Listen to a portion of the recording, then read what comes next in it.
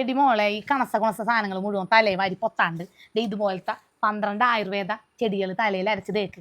അങ്ങനെയല്ലേ എൻ്റെ മുടി 80-ആം വയസ്സിൽ ഇങ്ങനെ ഇരിക്കണത്. അത് കണ്ടിട്ടല്ലേ നിന്റെ അച്ചാച്ചൻ എന്നെ പ്രേമിച്ചത്. എൻ്റെ പൊന്നു മുത്തശ്ശി ഇപ്പൊ ആർക്കാണ് ഇതൊക്കെ നേരം? ഞാനേ കണസ സാധനം ഒന്നല്ല തലയിൽ തേക്കണത്.